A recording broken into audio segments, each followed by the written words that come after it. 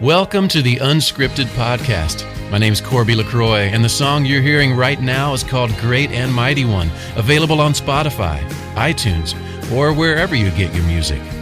But for now, recording from the Unscripted studio at the Junction in Old Hilliard, here's your host and my friend, Aaron Conrad. Great Redeemer, God of grace. All right, everybody, welcome to Unscripted from my basement. I promise you the Junction is coming. I've seen it. It will be here. Thank you, Corby, for my intro on the audio. Wow, I'm blown away today. I got a special guest. He's got much better. If you're watching on video, my man's got a good setup and he's got good cameras. And we just spent a few minutes in pregame talking about his setup. So I appreciate his time on that. Let me go ahead and just run through a quick introduction. My guest today, Mr. Roy Hall Jr., he is a motivational speaker, executive coach, and former NFL wide receiver. He was drafted by the Indianapolis Colts in the 5th round of the 2007 NFL draft. He played college for some local, I think it was a small school here locally called Ohio State. I think, does I get that right? Is it Ohio State? The Ohio State University. I'm sorry, the Ohio State University. All kidding aside, Roy is currently a motivational speaker, executive coach, and he is a podcast. He is a podcast host, and honestly, his podcast is what I want mine to be when I grow up. But he also does. He's inspiring people through corporate environment, through lessons learned with his NFL and football career. He's executive director and co-founder of the Columbus, Ohio-based nonprofit Driven Foundation. Please help me welcome my guest, Mr. Roy Hall. Man, thank you so much. And I have two other things to say to you. But, man, let me throw it to you. Mr. Roy, did I miss anything in there? You know what? That was perfect. That was perfect. I appreciate it, man. And you read it with enthusiasm. I've had some awful introductions before in person, and where I had a guy one time bring me to the stage, and this is one thing that you learn just kind of over the years of, when you're speaking in front of your introduction sets the tone for the entire rest of the speech. And I had a guy come up to the stage, somebody that was a sponsor. So there's the event management team or whatever, and then there was a sponsor, and they say, "Hey, here's Roy's bio. Just get to know him a little bit, and then go up and introduce him as the main sponsor of this event."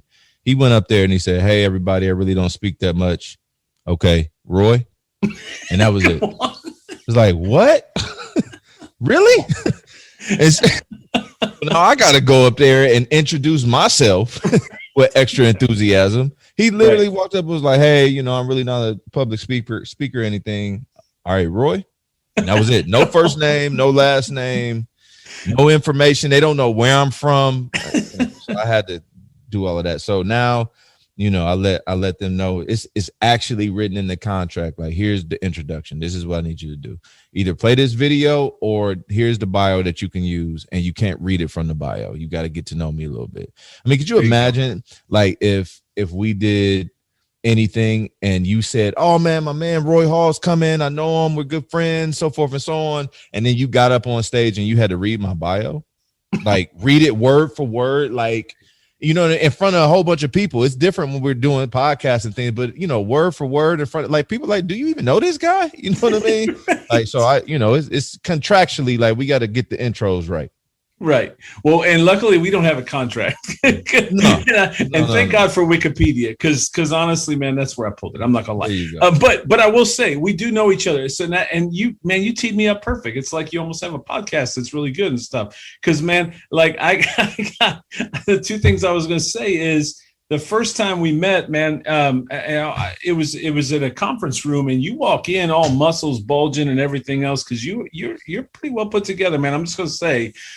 Like I said on Twitter today, we're not going to compare muscles because you got me on that one, and it's not close. But, man, you walk into this conference room, muscles bulging, NFL career, Ohio State player, man, you're the guy, and you walk in and you treat me like we'd known each other forever.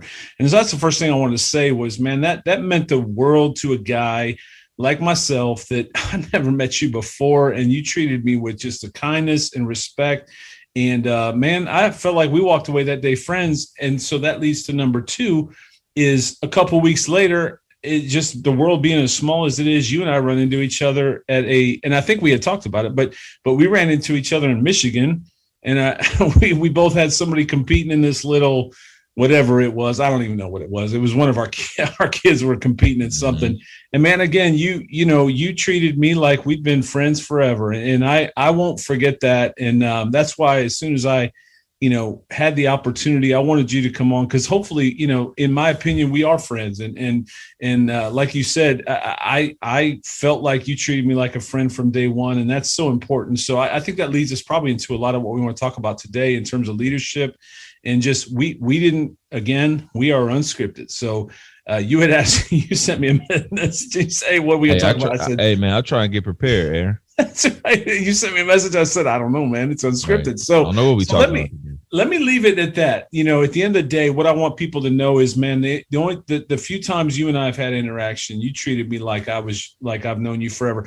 And maybe it's because we're both from Cleveland. Shout out 216. But that being aside, man, what's going on in Roy Hall's world? Yeah. I appreciate that. And I don't know if you get higher ratings or, people leave you better reviews when you make them cry and you get transparent. They talk to you about that transparency, right? Now everybody's like, oh man, Aaron's a great guy, man. He's sharing his heart right now. You know what I mean? Like you making people cry, man. You connected I try not to. Yeah. You connected to the listeners. No, that's good. I think let me say this before I answer your question.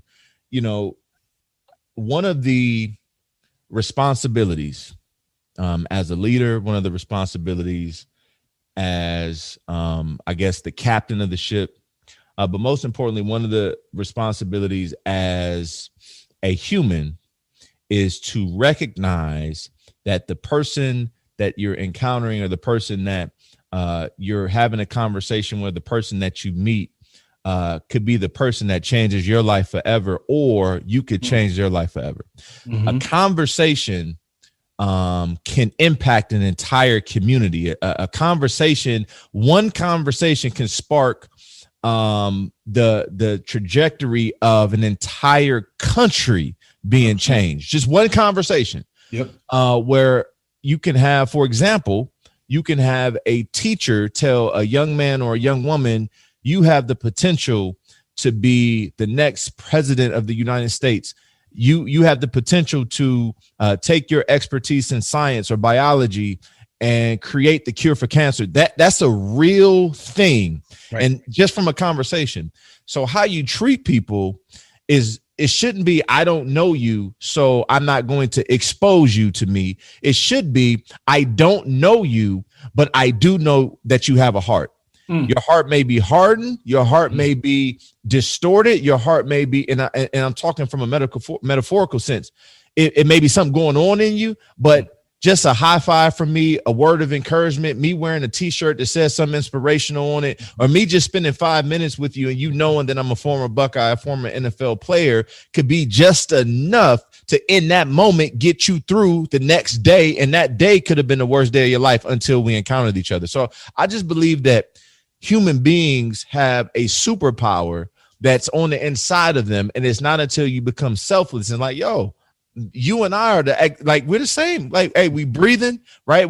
Both of us breathe and inhale and exhale 23,000 times every day on average. Each human being on average has 108,000 heartbeats. Like you get those and I get those. We both get our 86,400 seconds. We both get an entire day, 24 hours. We still get that. And so if we get that, when I meet you, I got 5 minutes and I may never encounter you again. But what if I said something, or you said something to me, or you made a deposit, or I made a deposit, or whatever it was that sparked a friendship or relationship to have you and me on a conversation here years later, that's making a difference all around the world as people listen to you. And so I think people need to take more advantage of, instead of looking. So what people do is they find out who they want to meet and they try and position themselves to meet that person because they'll benefit from it, it'll advance them some way, somehow. And instead of trying to position yourself to meet a certain person, you should position yourself or recognize the position that you're in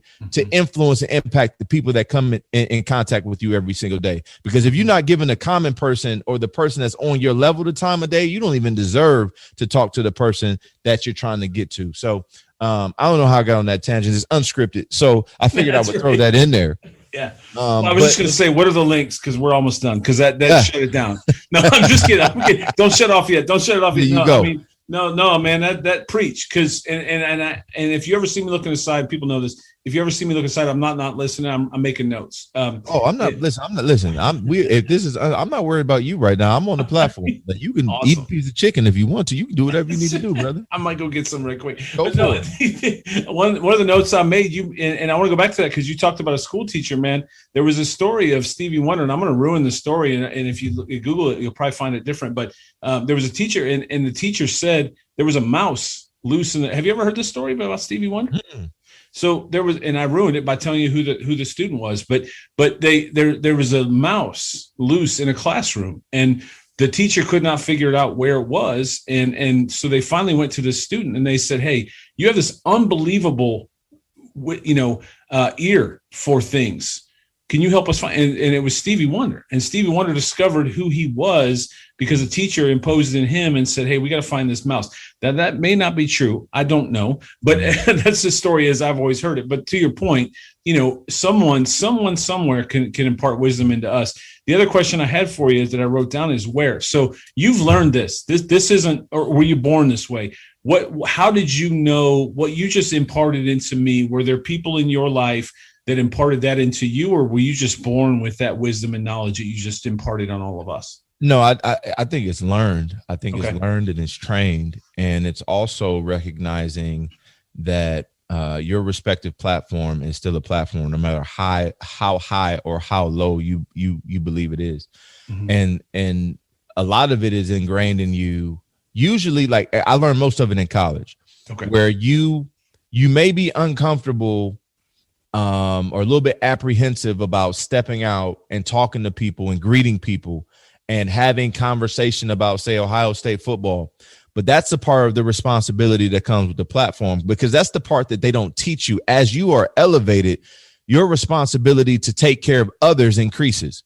And so the more people that want to rise to a certain level, for example, if you want every single time that you have a podcast episode, you want 1 million people listening, 2 million, 10 million. I want 10 million downloads but when you get 10 million people downloading your podcast every single week, now all of a sudden your responsibility and what you say is critical. So it's no longer we can just go as unscripted as we want to, because if you get the wrong guest saying the wrong thing and it goes out to 10 million people, it could impact people and tear people down or whatever it may be. So the higher you get, the more you got to understand you may not want to do it, but you get to do it.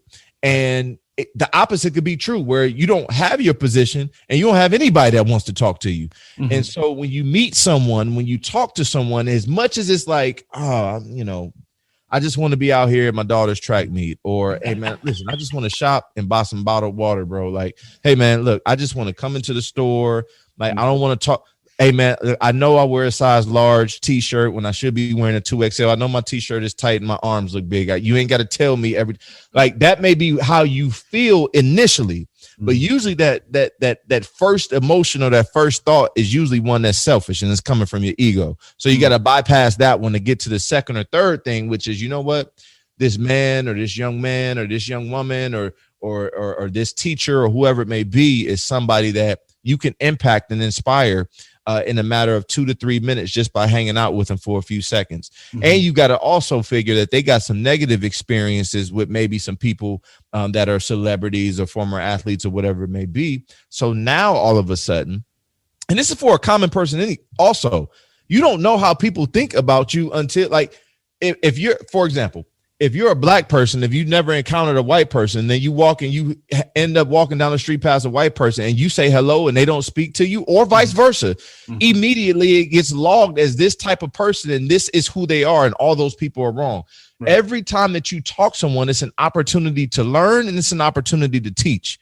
And so I think that was developed in me at The Ohio State University. Coach Tressel had the saying, remember who you are. And it carries so much weight. Not only was he saying, make sure that you know who you represent, scarlet and gray, you represent The Ohio State University, this entire football team, you represent your family's last name.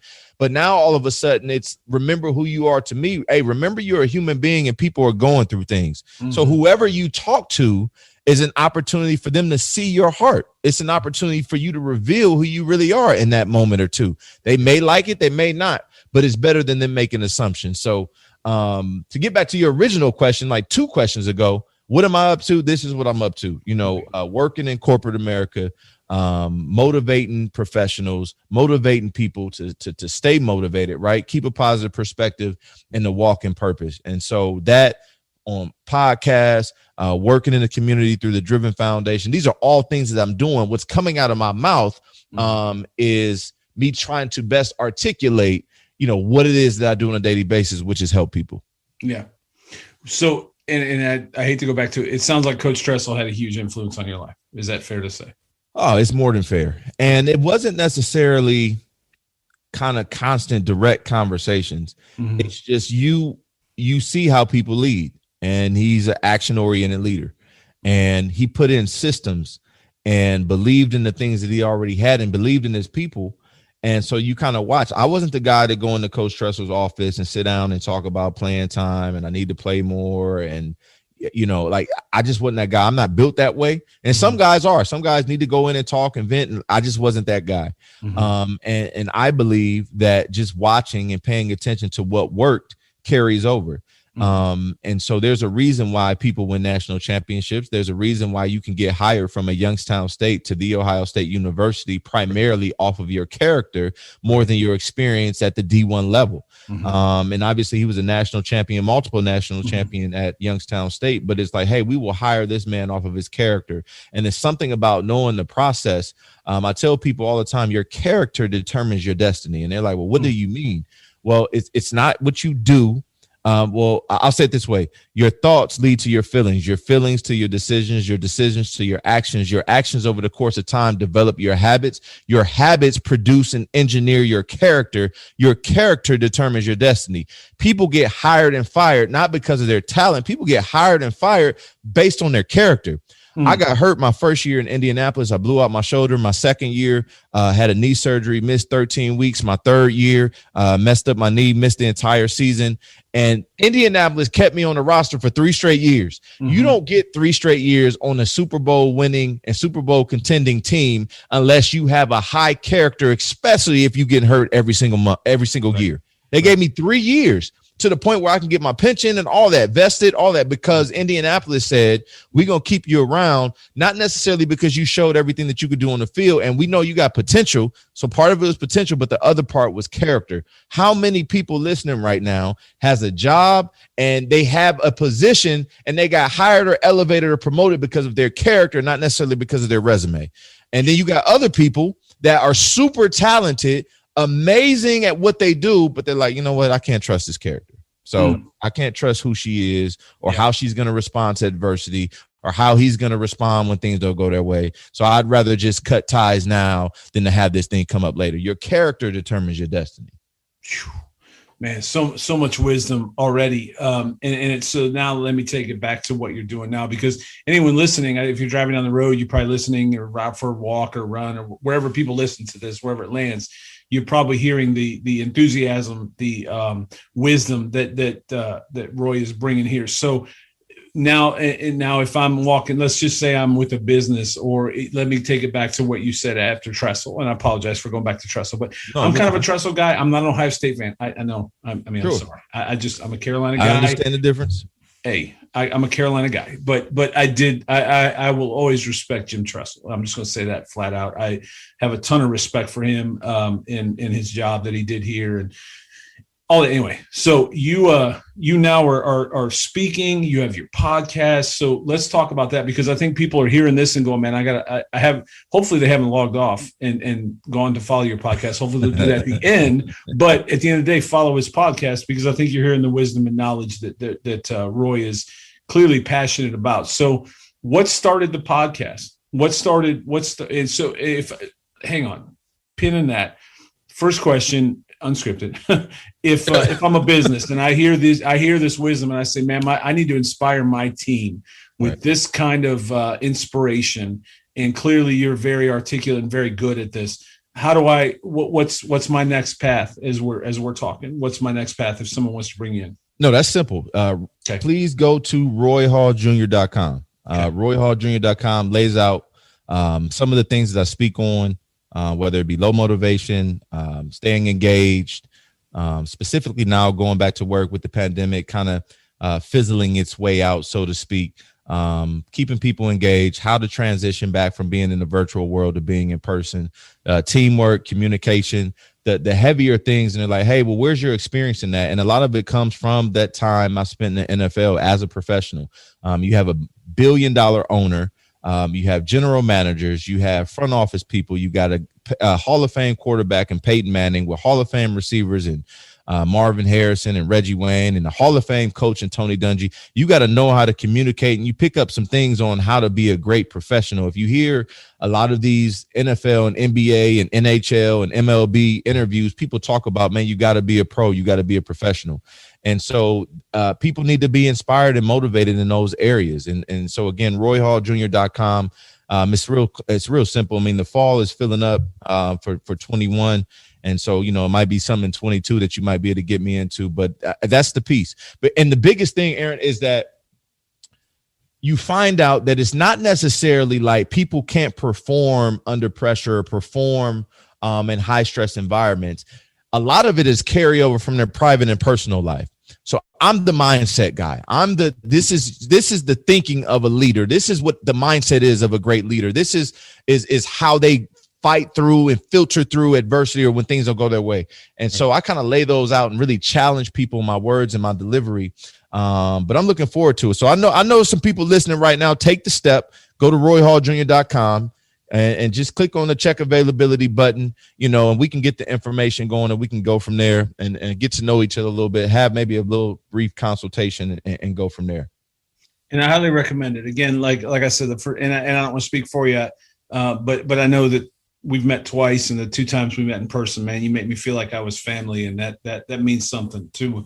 And I have a feeling you'll walk in a room and be the same way with any company that wants to check that availability. So the second thing is your podcast, right? So you launched the podcast, which is awesome, by the way. Like I said, it's what I want mine to be when it grows up. Yours looks better. You look better. So I got to get in better shape, but your camera looks great. Everything looks real good, man. You're doing great. And the episodes I've listened to were awesome.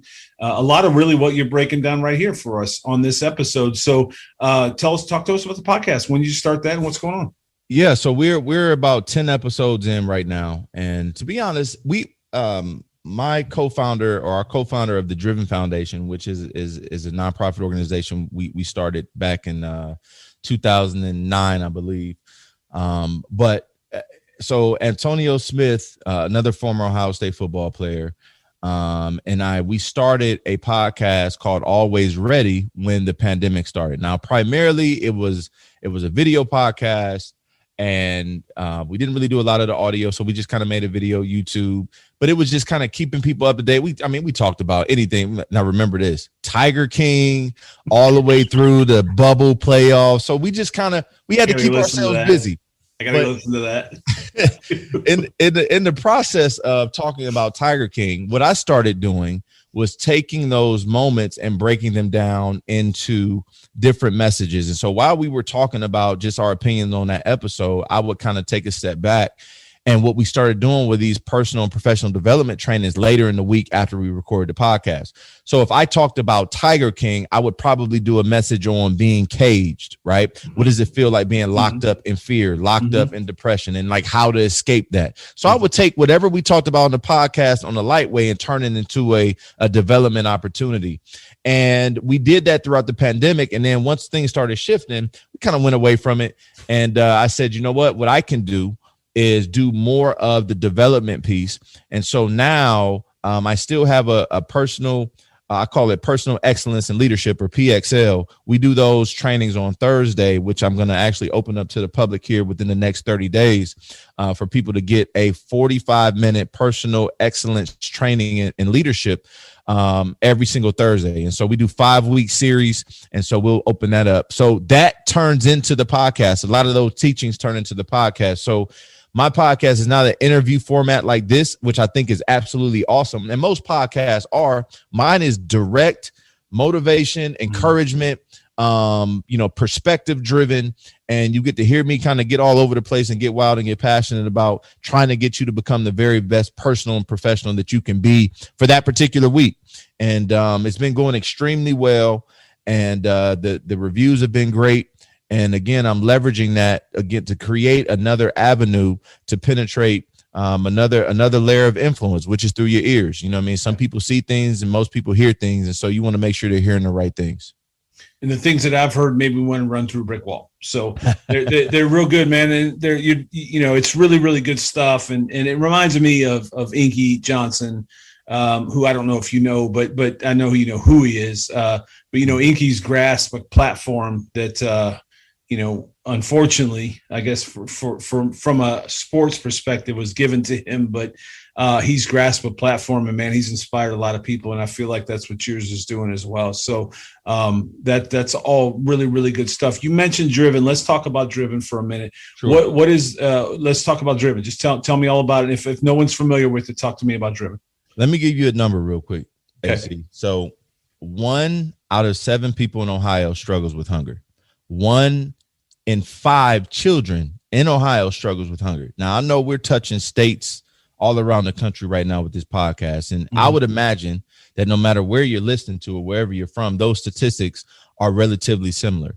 And so there has to be more than just the food banks that are addressing this problem. It has to be more than just your traditional food drive in your office where there's 17 cans unopened stuff from people's pantries that they just threw in because somebody put a sign in a plastic tub that said, hey, we can help an organization by collecting some food. You have to do a little bit more. I actually challenged the Ohio State football team as I went and spoke to them not too long ago. And the question was, do you have heart? And usually it's, do you have heart? Meaning, do you have courage? Do you have the ability? Do you have perseverance? Do you have the ability to fight and scratch? Right. That's a different type of heart. But I'm talking about, do you care enough? Do you have empathy? Do you have compassion? Do you have heart? Right. Do you have enough care? Do you care enough to do something? Right. And so the Driven Foundation was developed again and started, me and Antonio Smith, because we wanted to use our platform as former Ohio State players, and then at the time, current NFL players, to do a little bit more than just teach kids how to run 40-yard dash and catch footballs and make tackles. And we understood that while we have this platform and we'll continue to leverage it as best we can, we need to make a difference. And so we provide basic human needs to families to combat poverty and to build hope. And so you think, okay, let me think. Basic human needs. Is that food? Yes. Is that clothing? Yes. Is that shelter? Yes. Is that school supplies? Yes. Is that hygiene products? Absolutely. So to combat poverty, yes. And then also to build hope. Because you can give a family a week's worth of food. We've distributed 1.25 million pounds of free food to over 9,000 families since 2009. You can give a family a week's worth of food, and that week's worth of food that you take the stress and you take the burden off of those families could be the reason why they can focus now on building their resume so that they have the confidence to then go and do that job interview and get a job and never have to receive another free box of food again. And so you're building hope and building momentum by providing a basic need to these people who didn't ask to be in poverty. They didn't huddle up with all their prayer partners and say, hey, pray that I am in poverty and struggling for the next 15 years. Right. People find themselves in situations to sometimes no fault of their own. Sometimes it is, but many times it's not. I was one of those families and born and lived in one of those families that needed those hand ups, so to speak, and opportunities for people to help us. My dad had some challenges with substance abuse.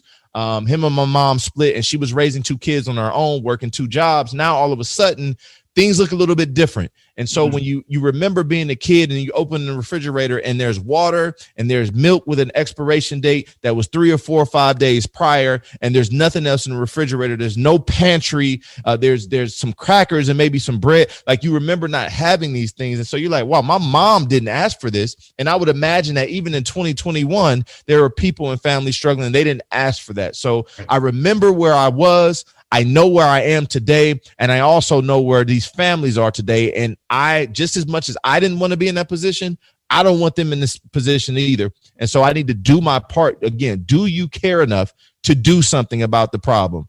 And it's like the old saying, it's not the old saying, it's my saying, don't complain, contribute. So stop telling me about what's going on and contribute to the solution. And that's what we do with the Driven Foundation.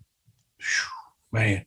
And if you guys are missing it, I don't know how many people watch on video. Hopefully, a lot listen. I know a lot listen on audio, not as much on video, but there's a lot of passion in those words, and there's a lot of truth and perspective from someone who lived it, as he just said. So, one of the things we did a few years ago was, and this is probably, I don't know, 5-10 years ago, we were spending every Christmas, I don't know, man, it was a stupid amount of money on our little Christmas photo that we sent out to everybody that already probably didn't need it or whatever. And it was about the time social media came along. I'm like, why do we do this? And I found out, and we got a card in the mail from, I think it was the Mid-Ohio Food Bank or it wasn't, I can't remember the name of it now. Lutheran Brotherhood, I believe is, anyway, whoever it was, my wife does our bills, so you can see or hear. But every year we get this card, and, it's like $2.75 to feed someone for Thanksgiving meal. $2.75, man. How much are we blowing on this card that somebody's going to put in a basket or put on the refrigerator for 2 weeks and then throw away once Christmas is past? Like, that doesn't make sense. And my point in all of that is to say, sometimes you don't have to go out and make more money to help someone. Just redirect the funds that you're maybe spending on something that just doesn't make sense.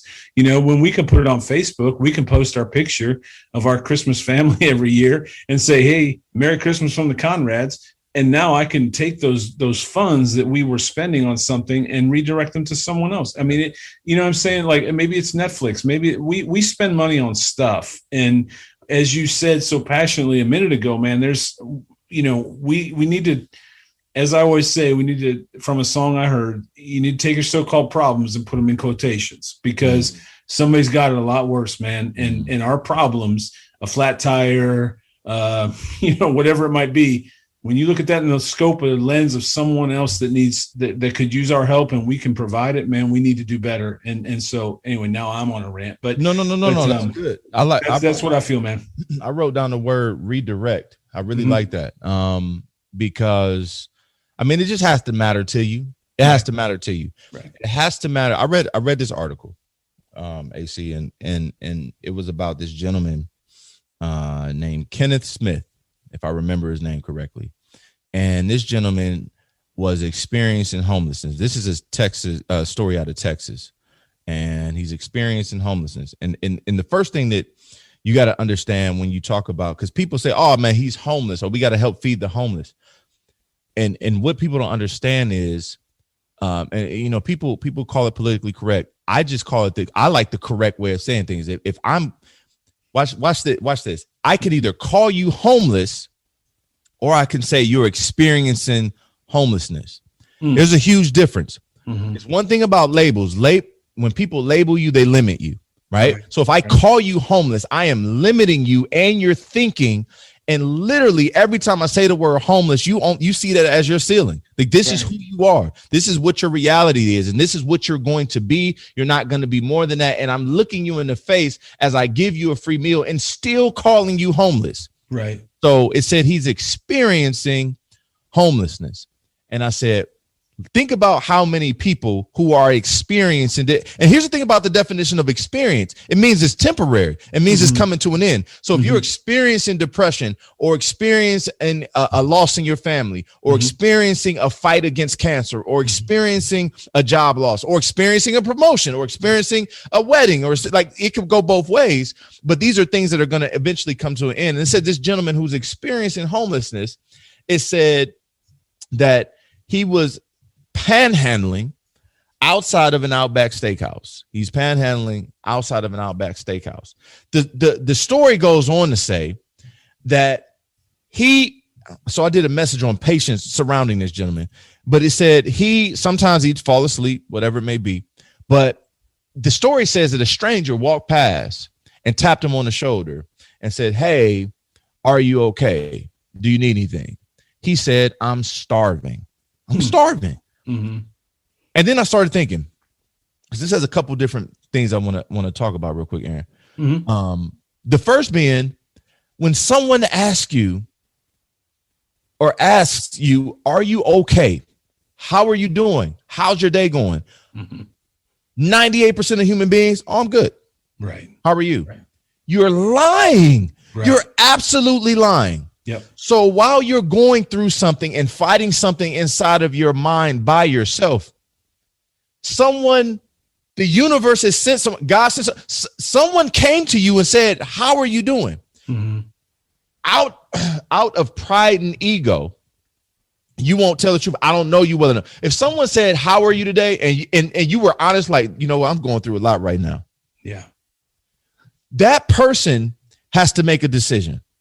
He or she is never going to ask that question again, or worst case scenario, right, they will listen to you and hopefully give you some encouragement. They may be even the person that have gone through exactly what you're going through, but they don't even know that you need help. A lot of people feel like, I need help and there's no one to help me, but it's not that there's no one to help you. It's just that you're unwilling to say, "Yo, I'm jacked up right now. Right. Like I'm going through something I've never experienced in my life before." Yeah. And it said that this man said, "I'm starving." This lady walked into the Outback Steakhouse, not $5. Talk about redirect. Not $10, not $2, not "I'm just gonna get you a meal." She got $100 gift card. Wow. Walked back outside. Here's the thing. The value to her was $100, and regular people money is $100. Like, if you could think about all the many things you could spend $100 on, but to somebody that has nothing, $100 is like me and you making $100,000 and somebody giving us 10 million. Yeah. Right? You get $100 gift card when you're starving. The value on that is unbelievable. Right. So he takes the gift card. In the process, the manager of the Outback is like, she watches the lady get the $100 gift card and go back outside and gives this man a $100 gift card. She's like, "Oh my goodness, that was so kind of her." The guy comes in with the $100 gift card ready to spend it. The lady at Outback said, "You keep that, but you never have to pay for a meal here again." Then she said, "I want to sit down and eat with you. Look at these investments. Look at this hope being invested." Yeah. Then she talks to the man, and she's quoted in this article as saying, "He is so great to my customers." What? Right. The guy that's outside making some people not want to walk in is great to your customers? Right. So it said two things to me. One, there are people that we know need our help that for whatever reason we won't help until we see someone around us help them first. Yeah. That manager could have gave that gentleman food, but she didn't. But it wasn't until that one of her customers did something nice for him that she said, "I can do something too." But the part that I really want to get to is the fact that he's like just going through this, and by the way, she ends up offering him a job. Wow. He gives him a job, and he gets a job. And she said he's never been looking for handouts or whatever it may be. But I was thinking about how many people, and you're like, "Where are you going with this?" How many people? Oh, you're good. Wait a minute. How many people walked past that man and didn't even see him as a human being? See is the word. They didn't see him. didn't see him, didn't acknowledge him, purposely ignored him, right, have hearts that are so hardened and they are so selfish that you walk past a living, breathing person on the pavement and didn't think that I should do something, because if I give him money, he might spend it on alcohol. If I give him money, he might use it on drugs. He needs to get up and move somewhere else because he doesn't belong here. I had to work hard for my own stuff, and he should have to get up and move from here. How many people walk past? And how long did that man have to be down because of so many people that walked past and didn't see him as a human being? And that is why we're supposed to do what we're supposed to do. That is why, to kind of take it back to how we started, you have a conversation with someone and you see them as a human being, right? It is our responsibility, no matter what profession you have, to redirect your thinking and your finances to make sure that people have basic human needs, period. This is not I don't have it, I don't know them, they're not from around where I'm from. If you see someone that needs help in the office, in the cubicle next to you, you fight and scratch and claw to make sure that bottom line looks like it's supposed to look for a CEO that probably doesn't even know your name. Right. But when you see a person that's willing to say hello, have a blessed day to you on the sidewalk, you write them off and don't have enough time to spend $3 on getting them something to eat. Right. So that's why we do. That's called walking in purpose. That's the missing piece to being to living a fulfilled life, right? When you say every day is a gift, tomorrow's not promised, that's the missing piece to get you over the hump, to keep you motivated, understanding that you have the power to change an individual's life by what you do and what you say. And you said it a few times. I wrote it down. We look at people, but we see them. I look at someone in my office that's in a cubicle, or someone that comes in is having a bad day. I look at them, but do I see them? And I think that's what I wrote down. And I got to go back to it because I think it was so powerful. And hopefully people are still listening to that. You said, and what I wrote down is you're experiencing alcoholism. You're experiencing, and I wrote a blank. And what I put is insert addiction here. Yeah. Instead of saying that you're an alcoholic, maybe if we told people you're experiencing alcoholism, then at least I have an open door to get out of it. Let me just, and I'm using alcoholism because it's the first thing that came to mind. Sure. Insert an addiction here, because we're in a world right now and we're coming out of a pandemic, man. And I'm preaching the choir, I'm sure. We're coming out of a pandemic that I think immersed people in a lot of things that they are experiencing now, and they are not who they were before the pandemic. Right.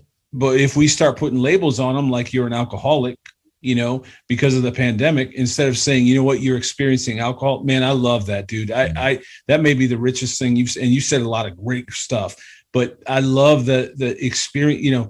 Hey, you went into the pandemic and now you're experiencing alcoholism. But you're not an alcoholic, and the pandemic's over. Let's go. Right, man. That charts a different course for someone, and so I thank you for that. That right there is worth the price of admission. Oh, there you go. So, man, that's really good stuff, dude. And like I said, it goes both ways, because you have to prepare for both, because you can be experiencing success, and then it could all go away. And so you can't bank on the fact that this is going to be my experience for the rest of my life. Things are going to change, right? I was experiencing a certain level of my dream come true success in the NFL, and then it ended because of injuries. Then I started the foundation and I was experiencing some things with that. You have some highs and some lows, and it's just experiences. And then as a speaker, you go through waves. Like sometimes you're booked up every single day for 3 weeks straight, and then you might have a week or two or a month where there's a gap. During the pandemic, what are you going to do?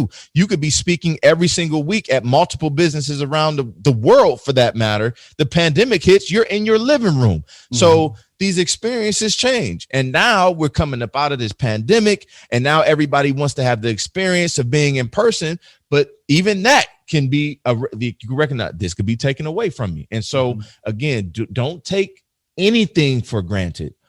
Even meeting someone that may not look like you, may not talk like you, may not act like you, may not have the same acumen on multiple topics like you do, but they are a human being with a heart.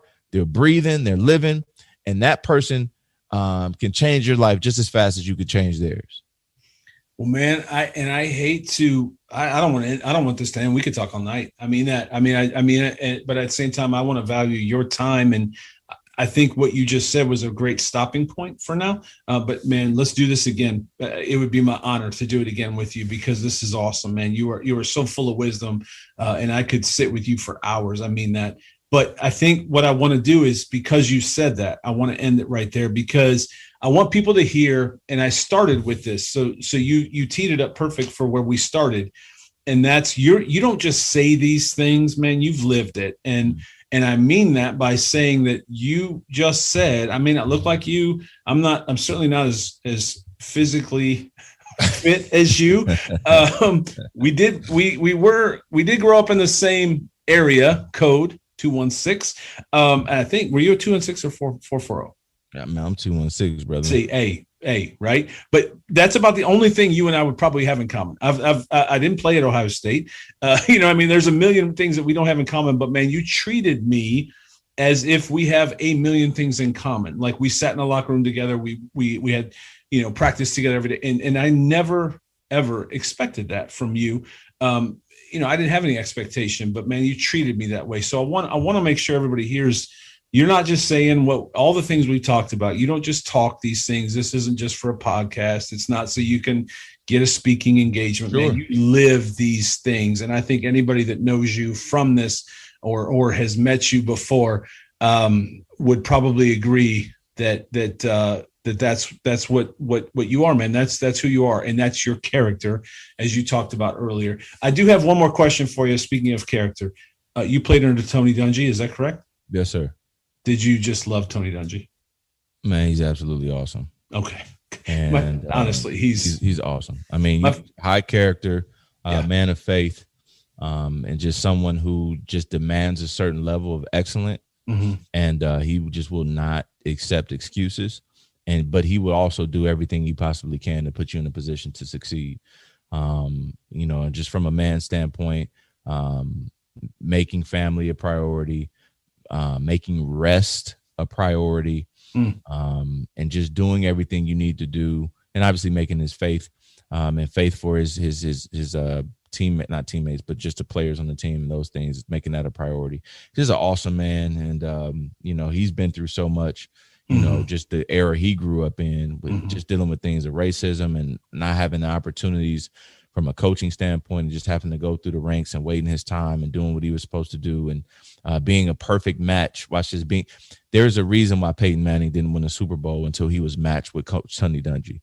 That's the one thing. He was great before Coach Tony Dungy and had some great coaches and great numbers, but he could not win a Super Bowl. And it took the right man of high character to earn the respect of Peyton Manning, to where he understood that this person is making me a better man and professional, not just caring about a Super Bowl. I don't think coaches wake up like, we're going to win a Super Bowl. It's like, can I build character, and can I put together a team of men of high character so that when adversity strikes, because it will, we can bounce back and get through it. And so Coach Dungy was absolutely amazing.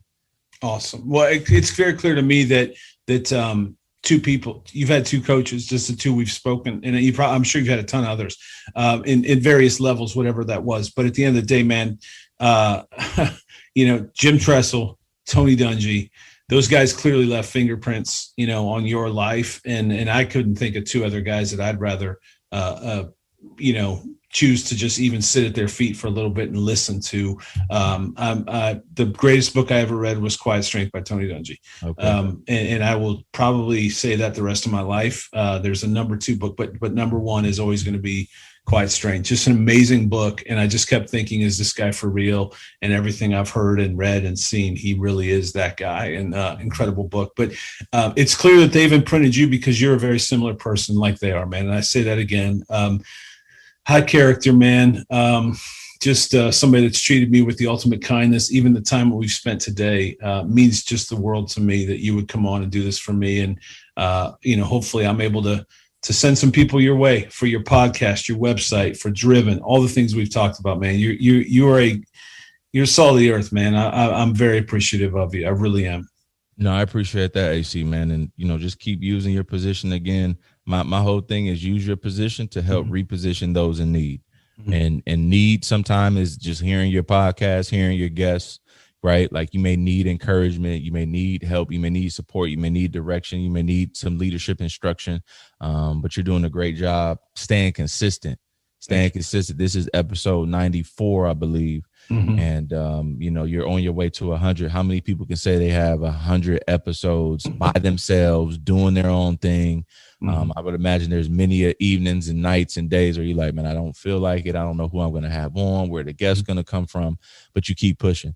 And that's the key, man, to consistently reveal your perseverance, your persistence, and your resilience, man. And you're doing a great job setting the example by what you do. You, my friend, do care enough to do something. So I really appreciate this platform and you allowing me to come on to hopefully make a difference in the lives of your listeners. Guarantee it's going to happen. And now you're going to make me cry by saying all these things about me. So with that, man, thank you so much, Roy. I wish you nothing but the best. Let's do this again, okay? Because this was real good. And I think we just scratched the surface of a lot of stuff that we could probably talk about with Welcome to Unscripted. But, man, thanks. Let's do this again, okay? Yes, sir. Appreciate you, brother. All right, man. I appreciate you. Take care. 216.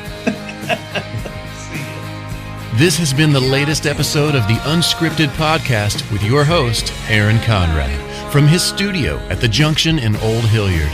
Make sure to like, share, follow, and review on your favorite podcast platforms. Also, make sure to check out my song Great and Mighty One on Spotify, iTunes, or wherever you find your music. We'll be back with another great guest soon. We'll see you next time.